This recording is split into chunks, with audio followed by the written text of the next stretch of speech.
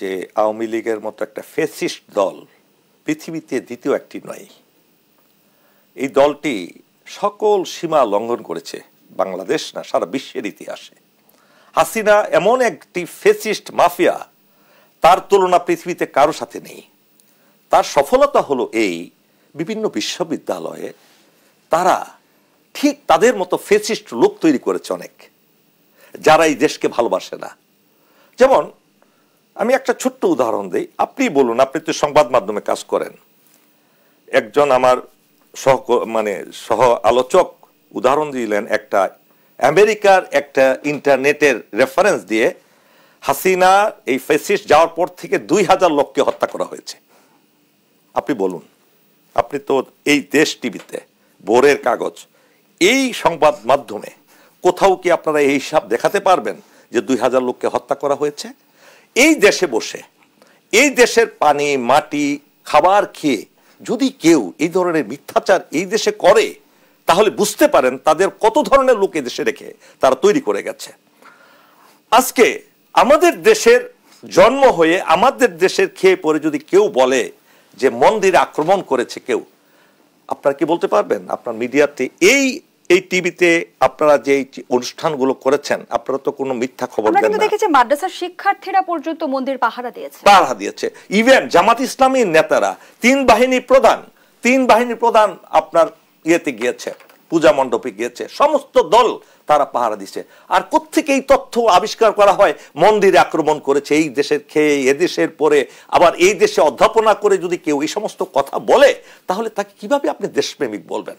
আরেকটা জিনিস সফলতা অর্জন করেছে এই ইন্ডিয়ার প্ররোচনা, ইসকনকে বলা হয় এটা নাকি আন্তর্জাতিকভাবে একটা খুব ভালো একটা সংগঠন, চিন্তার ভাবনার ইত্যাদির সংগঠন।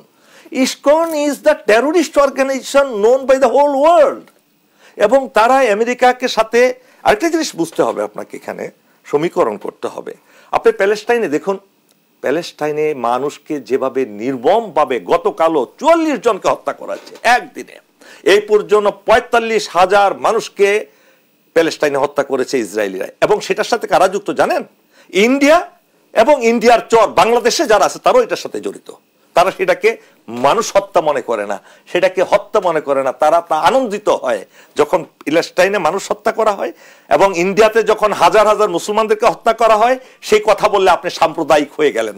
আর বাংলাদেশের মতো একটা অসাম্প্রদায়িক দেশ আছে বলেই ইন্ডিয়ার চরেরা এখনো জীবিত আছে। ওবায়দুল কাদের একটা কথা বলেছিলেন যে আমরা যদি ক্ষমতা ত্যাগ করি 10 থেকে 15 লক্ষ লোককে হত্যা করা হবে। কেন এটা বলেছিলেন? এই জন্য বলেছিলেন যে এই 15 লক্ষ লোক এই দেশের অসংখ্য মানুষকে হত্যা করেছে। তারা বাংলাদেশের 2000-এর উপরে মানুষকে গুম করা হয়েছে, যাদের কোনো হিসাব এখনো নেই।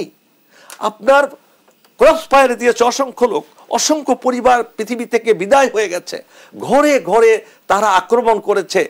এবং যারাই সরকারের বিরুদ্ধে কথা বলতো, গত 14-15 বছরে আপনাদের এই দেশ টিভিতেও একজনও দেশের পক্ষে কথা বলার লোক আনেননি।